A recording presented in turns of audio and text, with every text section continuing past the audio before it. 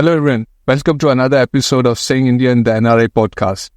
Now the memories of winning the Cricket World Cup is still afresh, but now our next focus should be on Olympic Games that is happening in Paris 2024. So to discuss that and to find out what are his views on our athletes, how many medals we can win this year, I have someone very special. Mr. Rajaraman. Mr. Rajaraman is a well-versed journalist. He has 40 plus years of experience in sports journalism. He has covered all kinds of events that you can imagine. He is also media attache for Asian Games held in 2023. Welcome, Raj sir. Thank you very much. Gaurav, I speak to you primarily as a journalist. My role as a journalist, I think, has been bigger for me than anything else. So whatever conversation we will have, I will stick to my role as a journalist because I'm not the official spokesperson for the Indian team. So from an Indian team perspective, I might not be able to answer your questions. Gaurav, what you do with your podcast is fabulous. To bring together the whole community of NRIs and for them to be on the same platform and to have a following like you have got is massive. And what you're doing for all of India, staying outside of India, and what you're doing for India is phenomenal. I truly hope you get the recognition that you deserve and for remaining Indian even when you are outside of India. Thank you so much for that. Thank you so much, sir. That, coming from you, that means a lot to us and my team and myself. And we are trying to do our best, one podcast at a time. I'd like to ask you first, how did you celebrate our World Cup with? Well, I was in All India Radio, Akashvani as it is now called. The celebrations started as soon as India won that match. Obviously, the environment within Akashvani was fabulous. There was celebration all around. But getting back home, which is usually a 25-minute drive, Gaurav, was very, very tough because people were spilling on the road. There were cars out there, the flags all over the place, and everyone was screaming and shouting in delight.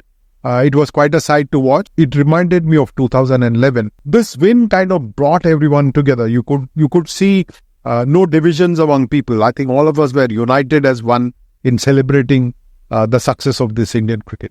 I think that's the duty of the sports, right? It brings everyone together. And, I'd like to ask you, sir, you have seen it all, 4 decades of journalism. And I think your father was a sports journalist himself as well. So, there are decades of experience that you are carrying along. So what are the most memorable moments that you would like to share? This is the toughest question for me to answer, Gaurav. I promise you. Myself been very privileged to watch Leander Paes win that Olympic Games bronze medal. And then the 2007 Cricket World T20 in Johannesburg. There are countless moments. And to pick any one out of that is unfair. But still, I think that moment where Leander Paes won the bronze medal will remain etched in my mind. Not just because it was where I was. I mean, obviously, Abhinav Bindra and Neeraj Chopra winning gold medals in the Olympic Games is higher achievement perhaps than what Leander did. But to me, what Leander did at Stone Mountain Park in 1996 was phenomenal, primarily because he instilled belief in each one of us. I think somewhere down the line, the 2008 Olympic Games gold medal happened because Leander Paes made us all believe that we can win medals. For 42 years, we had not won an individual medal in the Olympic Games. And for 16 years, we had not won a medal in the Olympic Games. The last medal was 1980. And I remember as a young kid, I was about 15 years old when India came back from Montreal. The first time hockey was played on AstroTurf, India did not win a medal. We finished 7th and it hurt all of us so bad. It's unbelievable. That kind of hurt is very rare. And Illustrated Weekly of India, a very respected magazine back then, did a cover story which said 70 million Indians and yet no medals. So that narrative had to change, and one man answering to the name of Leander Adrian Paes changed it in 1996. So to me, that moment will remain very, very special. When you have moments like this and now you're collecting more and more and more, it's just fabulous where India is. But to people who ask us 140 crore Indians, and what is it that you've got to show at the Olympic game? My answer is simple. How many of us actually play sport? And when we answer that question honestly, we will then celebrate the 7 medals that we get in Tokyo. We will celebrate the 6 medals that we got in London in 2012. We will even celebrate the 2 medals that we got in 2016 in Rio. And I think Leander Paes, Abhinav Bindra, Neeraj Chopra, Kapil Dev and his team, Mahendra Singh Dhoni and his team, Saurav Ganguly and his team, and now Virat Kohli and Rohit Sharma and their team. That has changed how India looks at sport. No, definitely. That was an amazing feat. I have a data here with me, which states we are able to win individual medals in the Olympics. There are 23 states, and you could guess any better. 7 of them come from Haryana. I think there are a lot of states still that need to come up with a good infrastructure to support the athletes, to make up good facilities. While I agree that some states have got more medals for India in the Olympic Games, some athletes from some state, they're all Indian athletes. I look at them as Team India rather than from Haryana or from Telangana or from Bengal. I can see that all of India is putting in effort to ensure that we rise in the medal tally. You have a number of shooters from Punjab and Uttar Pradesh and Haryana and Maharashtra, so many others, and Bengal and now Telangana. So when you have sport increasing in popularity, more and more athletes are drawn to doing well. But I think what we need to see is how India comes together as one. I'll give you an example. Neeraj Chopra, we will think of him as an athlete from Haryana alone. He lives in European nations more than he lives in India. Right? So while he is a Haryanvi by birth, he spent, of the last 9 years, I think he spent a lot of time outside of Haryana.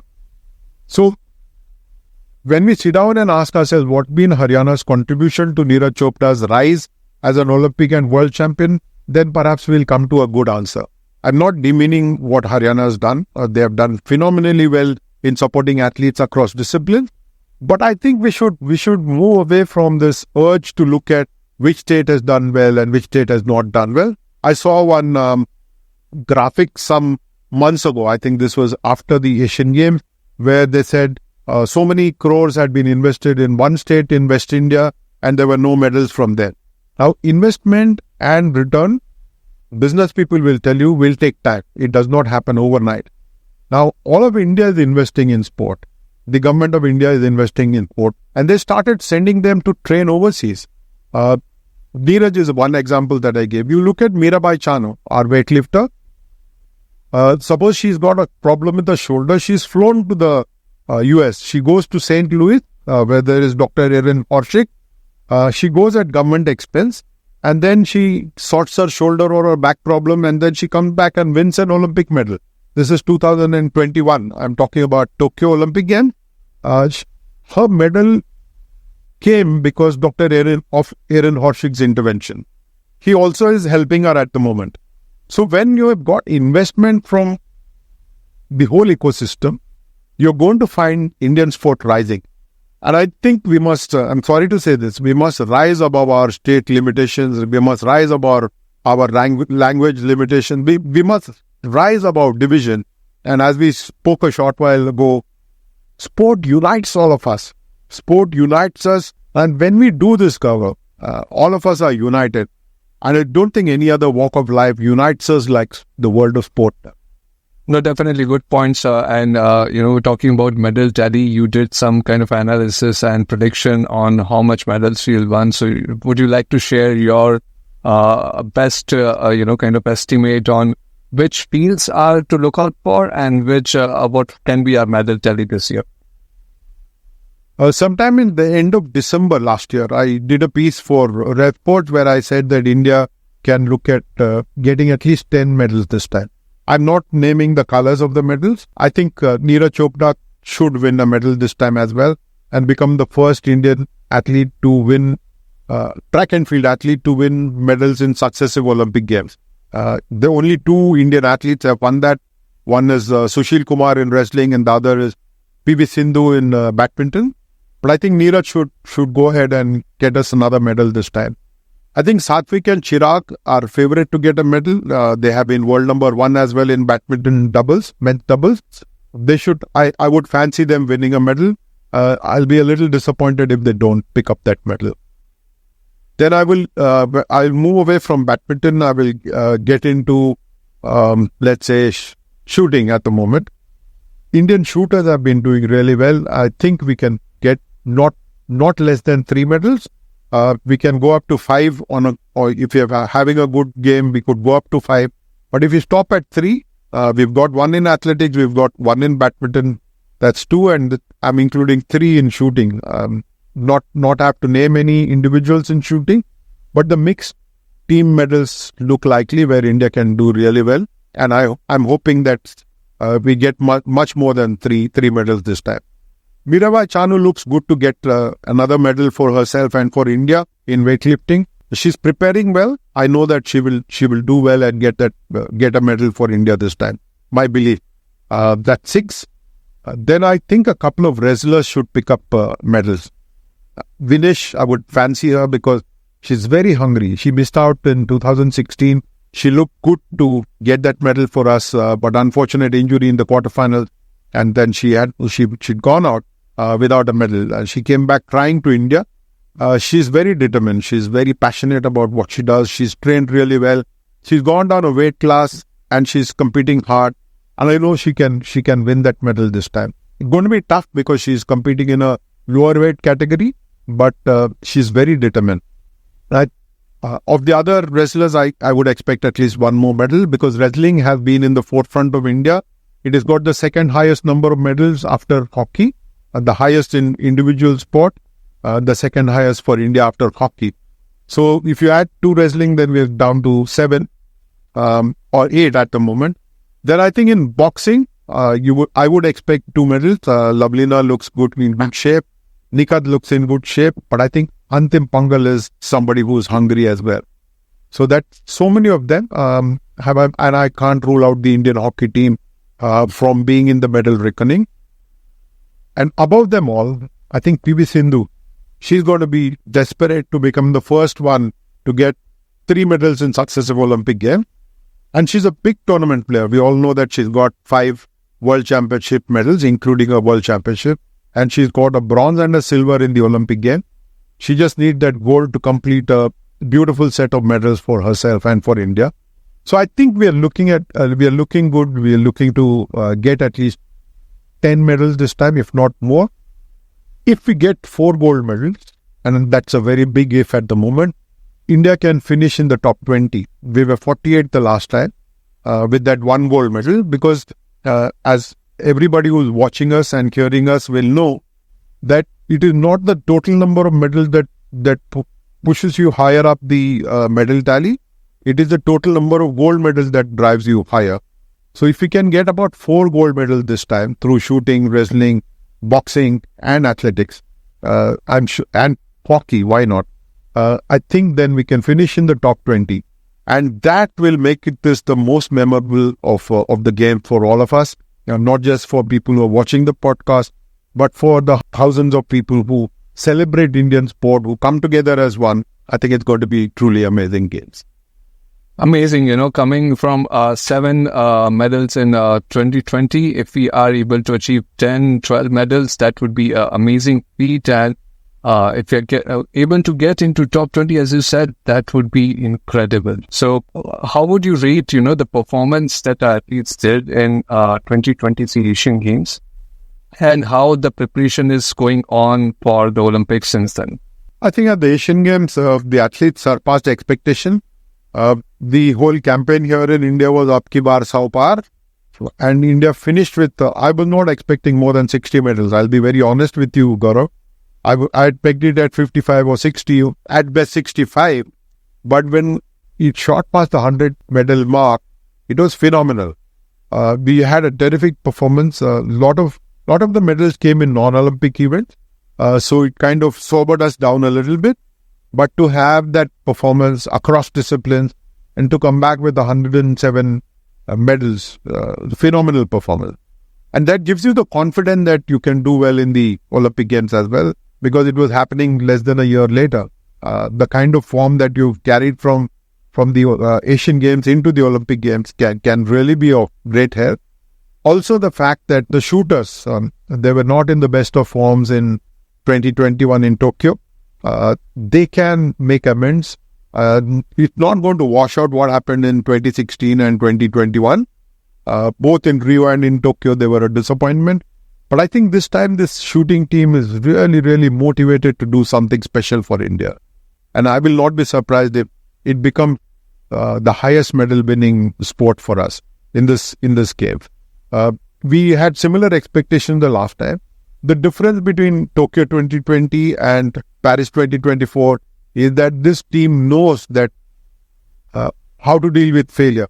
A shooter like Manu Bakar, for example, or a rifle shooter like Anju Mudgil, they have been to the games. They know what it is to face failure, and they have all bounced back to be in the reckoning. And I will not be surprised if some of them actually go on to win medals for India. It'll be beautiful if we do that. But having said that, Gaurav, sport is always about surprises. If you get more than 10, it will surprise you. If you get less than 10, you will be disappointed. I would only urge anybody who's watching the show and all those beyond to treat sport like that. Success and failure are an inherent part of sport. And we have to continue to support our athletes the way we do them when they're winning. All we have to see is how hard they're working and how keenly they're competing. Are they giving of their best on the field of play? If they are doing that, I think we should satisfy ourselves. I'm not one who says that you play only for the sake of playing. Participation is more important than competition. The mindset has changed. Indian athletes go out to win. They're not going to participate. There was a time when I was young when athletes would come back with happy that they participated in a Olympic game. Today it is about competing and winning. I think that mindset change is something that we all have to appreciate. And if they don't come back with victories, we still have to keep supporting them because they are the best we've got. No, definitely. I think our good thoughts are there, and the platform like ours would keep on supporting, and our followers would keep on supporting our athletes. So you have been to so many international stages, arenas, right? And I kind of get reminded of the scene from movie Dangal where national anthem is played and we have won a medal, and Amir Khan is in the piece when he hears national anthem, and he's kind of a bit emotional. So how does it feel, being there in those arenas, and when you win a medal, your national anthem is played? How does it feel? It doesn't have to need a medal. I promise you, my first overseas trip was to Pakistan in 1989 for the SAP Games. 2010, the Jawaharlal Nehru Stadium in New Delhi hosts the venue of the athletic competition, also the opening and closing ceremony.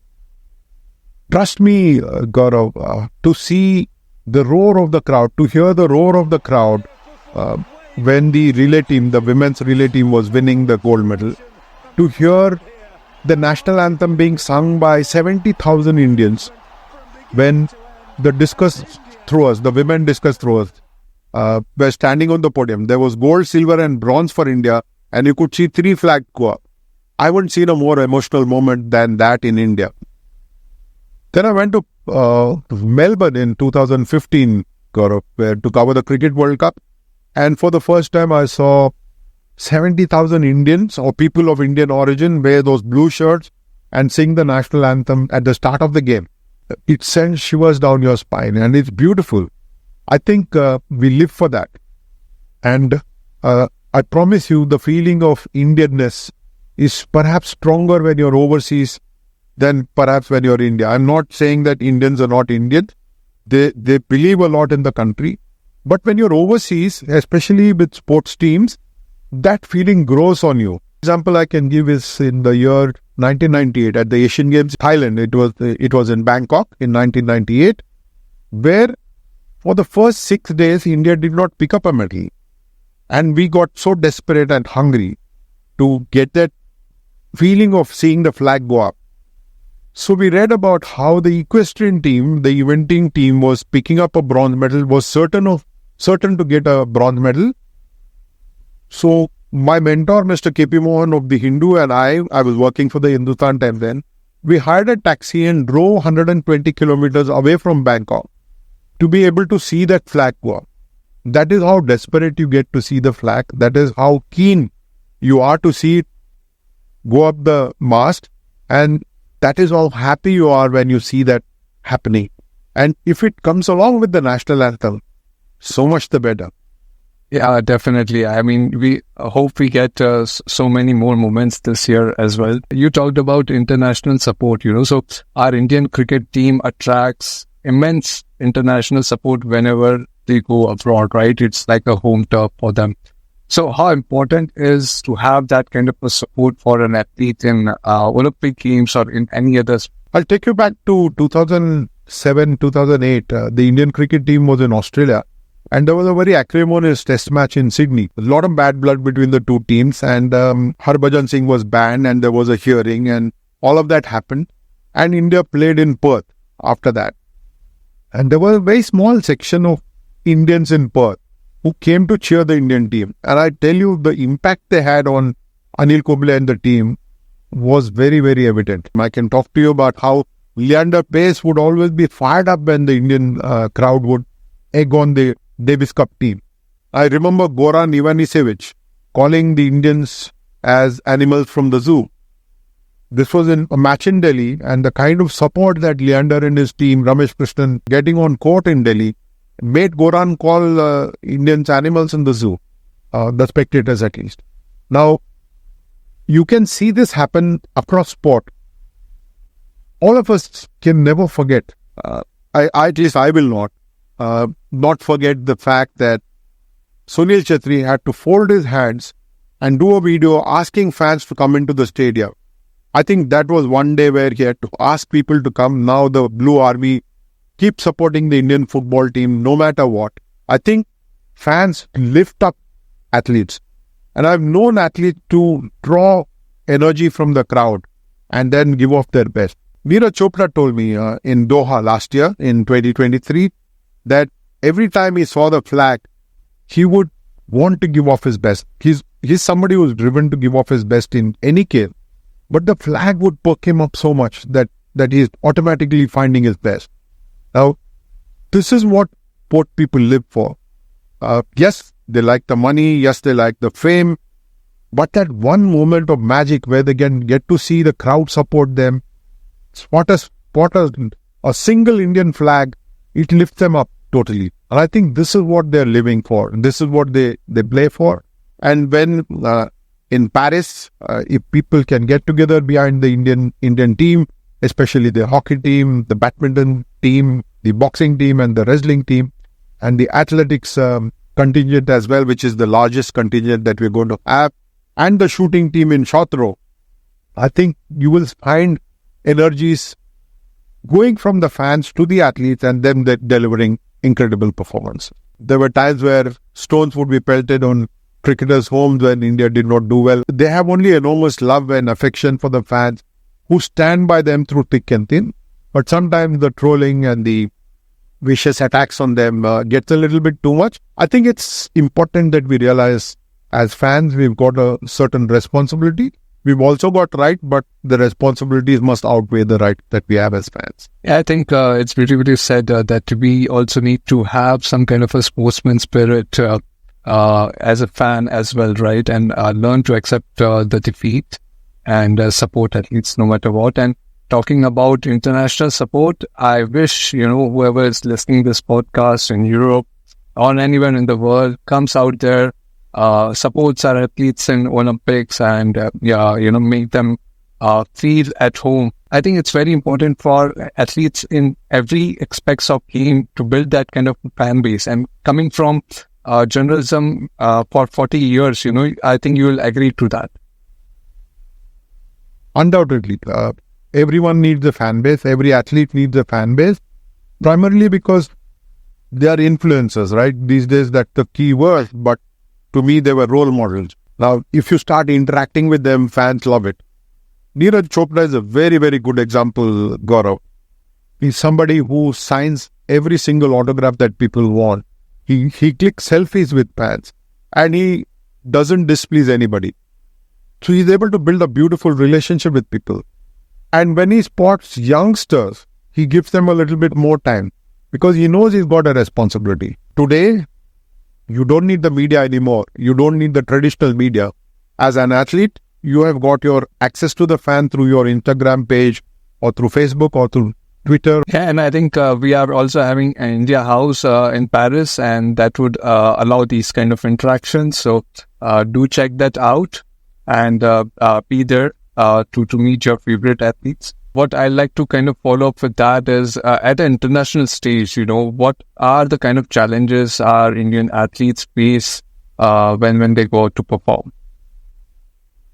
There was a time where they faced a lot of challenges. They would look for food, they would look for good accommodation, they would look to see if a good recovery session is possible. But now with the government stepping up big time, all this is behind us, Gaurav. You will find in Paris, when you're there, you will find yourself that Indian athletes are second to none in terms of the support that they get. So their only challenge is to give up their best on a day of competition. All of them have been taken care of from the last Olympic Games to now.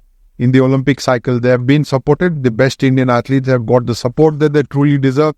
With more than 150 athletes on the target Olympic podium scheme, the government has ensured that each of them has got a customized program that and support system that they fully deserve, whether it's a physiotherapist or a psychologist or a nutritionist or even a recovery expert. What Neeraj Chopra showed to us in 2021 in Tokyo was the fact that you could have been an injured athlete, you could come back because of a fabulous rehabilitation program that the Athletic Federation of India and the Sports Authority of India together earmarked for him, including the hiring of this biomechanics specialist, Dr. Klaas Bottenert, who is his coach now.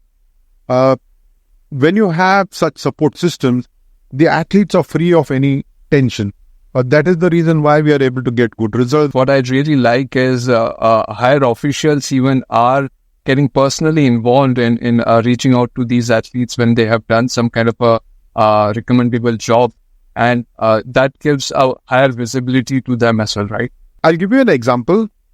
The government of India steps in every single time an athlete needs a visa to go to Europe or to go to the US or to go to Australia, and they want it at short notice. So it's not just the Ministry of Youth Affairs and Sport that is working, it's even the Ministry of External Affairs that is stepping in to speak with the high commissions and the embassies to ensure that the athlete get their visa in time. There was a time where you would hear of many such instances of athletes missing out on competition because they didn't have a visa in time. Not anymore. You also said that there are negative things that we should not focus on. But being a journalist, you have to be unbiased, right? And you have written without a shy on some of the things like match fixing. You have written a book. I want to ask you about the drug test, the doping that happens, and there are a lot of things that go around in media because of that. What kind of trouble athletes face and how they can avoid those things? Thank you for asking this question, Gaurav. Sport is but a reflection of the society in which it is played. So if there is corruption in society, there will be corruption in sport. And that is what we're getting to see both with match fixing and with shortcuts like doping. If we turn a blind eye to it and say that it's not happening, then we are living in fool's paradise. 2001 is when my book was launched. It was called Match Fixing: The Enemy Within. My focus was on how officials around the world did not take match fixing seriously enough to try and stop it. I think from 94 onward, a number of cases of cricketers involving themselves in betting and sometimes influencing results came through to the knowledge of the cricket officials, but they did very little about it. So my whole book was focused more on officials than on cricketers themselves, because if you know something is happening under your nose and you're not doing anything about it, whether you're a South African or an Australian or a Pakistani or an Indian, you want to stop that from happening. No, you want the sport to remain pure. Doping hasn't stopped. We are the number one country in the world as far as number of dopers are concerned. But that's because our numbers are large. We test a lot of people. Our testing, to my mind, has been good. And therefore, you're able to stop a number of athletes from representing their states or their offices or even the country from playing sport. At the micro level, you're spoiling your own health. At the macro level, India's image takes a beating. I'm hoping that will end sooner than later. Yeah, definitely. I think it's a short-term gain and a long-term loss. So, and a responsibility of athletes to do justice to their career as well, because a short-term success never is a good way to go. But, also one of the important things on the same lines is female participation. That has increased almost as like 50% to what the male participation is in the Olympic Games, and that has also given us a good rise in the medal tally. Now, one of the key issues that some of the countries like US is facing right now is male athletes doing sex change and participating in female sports, right? And I'm sure that these kind of things and problems would land on our shore as well. What are your views that government should take initiatives to stop such issues? I don't think we should leave it to the government. I think it should be, every sport has its rules and it must be followed across the board from top down. At the international level, if a certain rule is followed, you must follow it at the national level and at the state level.